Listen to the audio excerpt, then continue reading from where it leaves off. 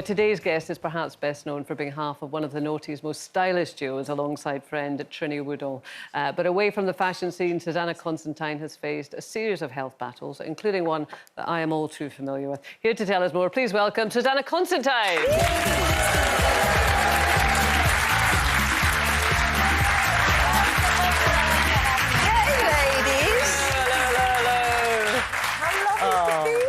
We love it when you come on. Yeah. Well, listen, I'm going to have to add in... ages. We're going to have to add insomnia to your list, because I woke up this morning, I looked on my phone on Instagram, and there was you somewhere in the middle of the night going, oh, I'm going to be...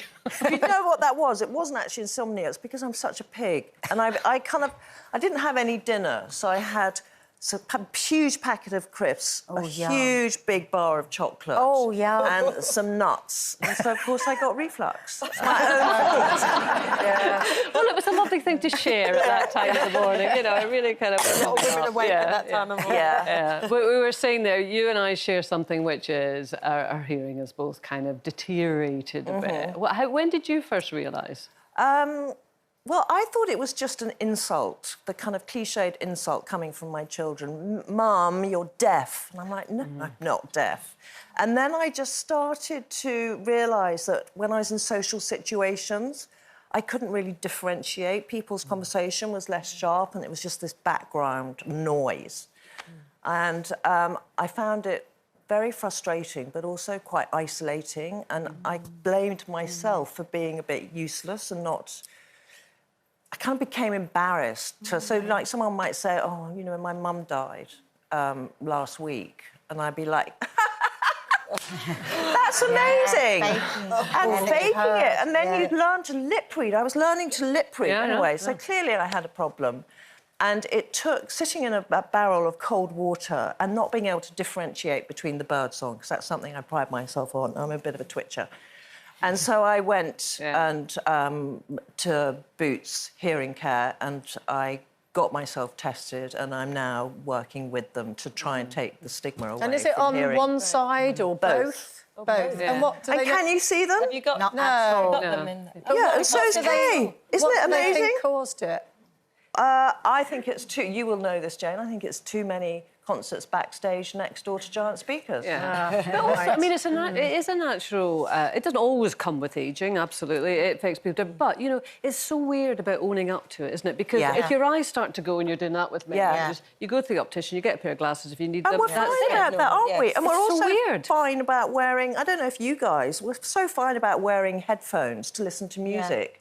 So what is the problem with hearing? And I think people think, oh, well, it's ageing, but actually it's far more ageing to keep going, what? I know. Isn't it? Yeah. But listen, you mentioned that cold water tub. I just don't get the attraction of that. Why do you do that stuff? There you are. That doesn't look like fun to me. That's a good look, isn't it? Oh, my goodness. I need to be careful what I put on Instagram. It makes me feel empowered, and I started doing it just before lockdown, the first lockdown, and because I'd heard it was good for anxiety, and I suffer from anxiety.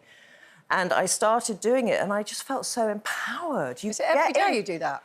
Pretty much, yeah. And I was during, you know, I've been going to the sea, but now the pollution in the sea is so terrible. I have this tub. And I just feel so It's just alive. Cold. Yeah, it is just cold, but get over it. Get in. Get in the water. So do you do it in the mornings or in I do it in the morning. Well, I can do it any time. Yeah. So I don't do it when I'm really hot. So if I've been for a run, I won't do it after that because I think it's too much of a shock to your system. But it's very good for the vagus nerve, apparently, whatever the vagus nerve is. I'm not quite sure. I'm throwing that out there. It's a good one. And it's great for immune system, for your blood circulation, and there's all this scientific proof. And it releases dopamine, I believe, as well, so that's why you can feel good. Somebody was recommended it to my husband a few weeks ago, and she said, literally for 6 hours, you will feel better. And also, for anyone who's lazy, like I am, it only takes 5 minutes of sitting in a tub for you to feel amazing for the rest of the day. Hours to go. No, you don't. So you're like running for, you know, you're kind of exercising for, I don't know how long you were exercising, when you were training for hours. Oh, do you do it as well? You must have done it, only up to here. I don't do cold water. I did it for an injury Oh, But okay, now yeah. it's so good for the body and the mind. Yeah. Like, so good. It's Yeah. just, if you Thank like cold you. water. So how are you you get feeling it. about this stage of life? Because I know you had another sort of medical scare last listen to year. me, I know. I don't want to keep talking about that. But, Picking them up. but how are you feeling about this stage of life? I feel fine. I mean, I feel, you know, I did have this sort of weird neurological disorder. And it was life-threatening. But you just kind of, I think, at my age anyway, you just take these things on board. And I think that is one of the huge benefits of getting older.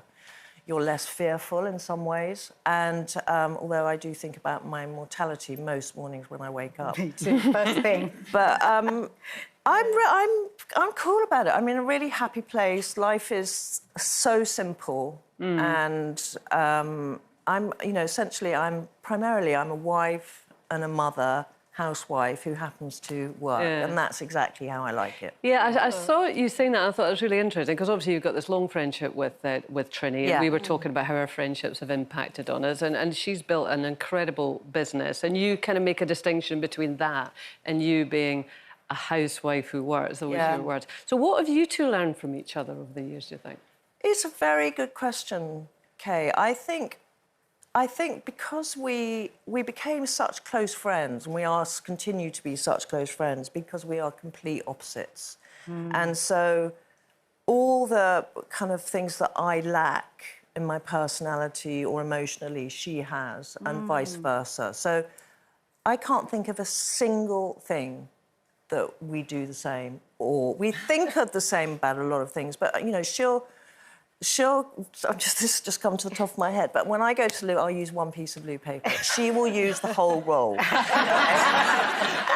it's just little things like that. So she's very extreme, and it's like I'm the brake and she's the accelerator. So I think when you meet someone, there is that chemistry, and it's just knowing to recognise that and knowing that, OK, that person is going to balance me out. And that's what she does. The brake and the accelerator. I love that. And you're clearly good friends if you know how much loo roll you ever know. I mean, that's intimacy. Susannah, sorry, we are out of time, unfortunately. We'd love to have you for longer. Susannah Constantine. Thank you so much.